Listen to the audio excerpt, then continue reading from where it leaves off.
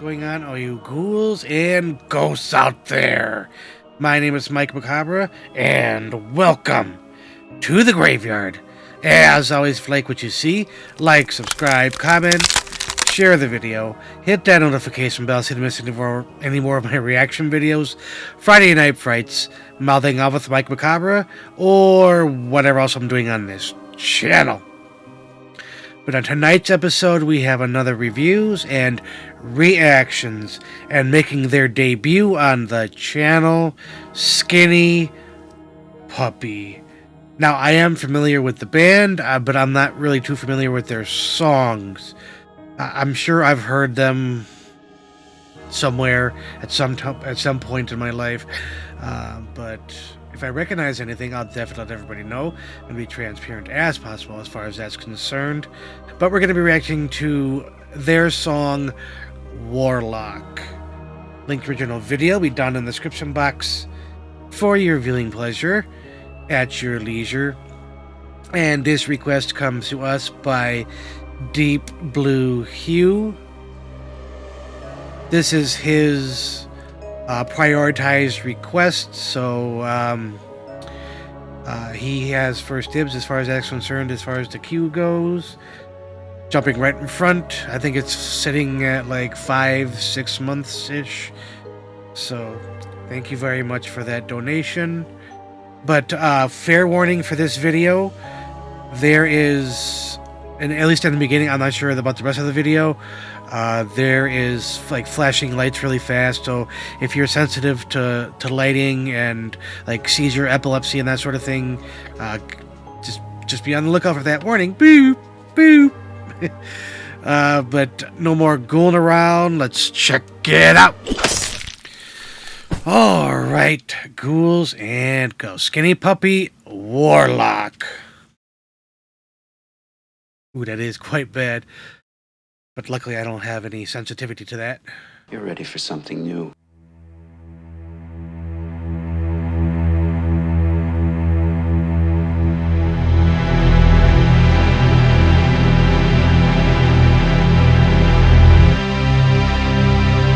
Very cryptic.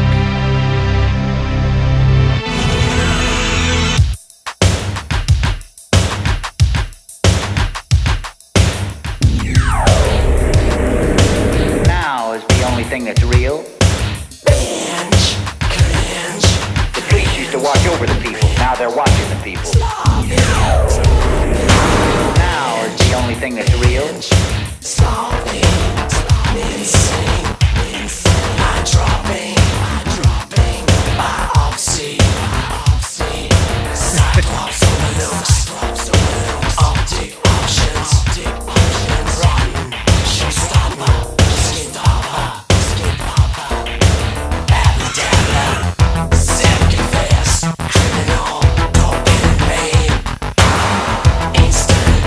Spellbound.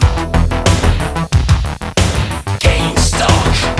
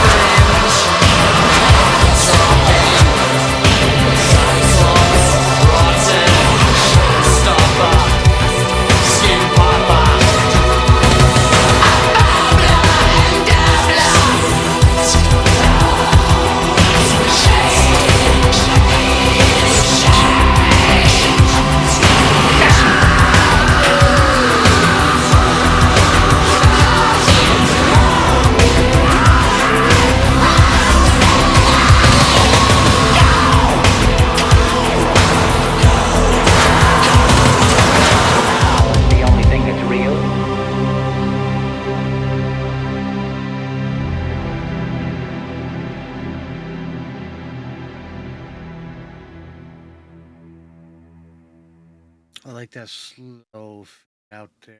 In fact, the importance of this case is whether or not artists can feel free to use work done by artists of their own generation or of preceding generations as the basis for the creation of new work. It's, again, something that has taken place in art from time immemorial and will continue to happen. And if the courts say that a work of art can have no basis in a prior work of art, that would be a very damaging and destructive statement in relationship to the future of art. Please don't sue us. All right. I want to think about this one for a little bit. See in the review section. All right, ghouls and ghosts. If you survived that video, this was Skinny Puppy with their song Worlock. Link to original video will be down in the description box for your viewing pleasure at your leisure. And again, this request comes to us by Deep Blue Hue. Thank you again for that lovely, lovely request. I wasn't thinking I was going to like Skinny Puppy. I don't know why, but I rather enjoyed this. I'll get into the visuals first. I'm talking strictly about the music right now. Really, really enjoyed it. I love the vocoder voice. I love the, I wouldn't say lilting, but the softer tone, more melodic, which what I would assume would be the chorus of this track, with the somber synths playing in the background. It was very surreal, very calming, something I can close my eyes to and just kind of vibe to.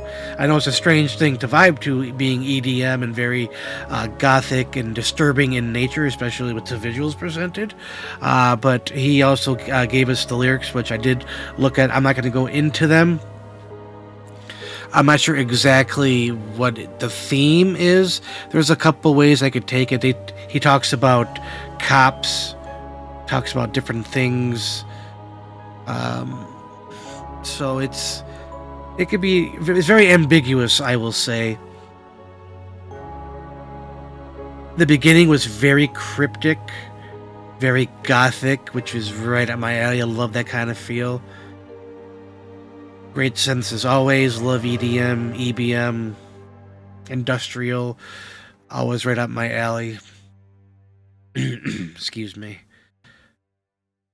It almost sounded in the beginning very Front 242, a little bit harder, very heavily reliant on samples, something I would see in Velvet Acid Christ, for example.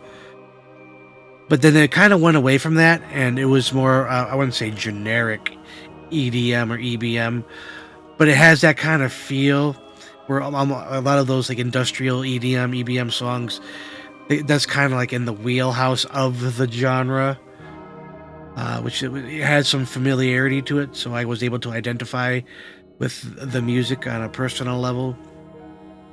Very well liked by me, so I mean that helps. I try to be as subjective as possible when I do these things, but you know, sometimes your personal bias comes into play. Now let's get into the visuals here. As I said right before we reacted to it, that there was going to be a bunch of flashing lights, and I'm not going to lie, kind of gave me a headache a little bit, but that's about it. Very heavily on the flashing at certain points, like with the click of the camera or the light from the fire. Very ultra gory, and again, nothing that really bothered me or bothers me. Some of it's kind of off-putting in a way, like I was laughing at the fake eyeball coming out. I just thought it was very funny. But some of the stuff, like being sawed in half this way and getting jammed in the neck, I actually, not that something I'm proud of, but when I was in high school, 14, 15, there was this website that I frequented often.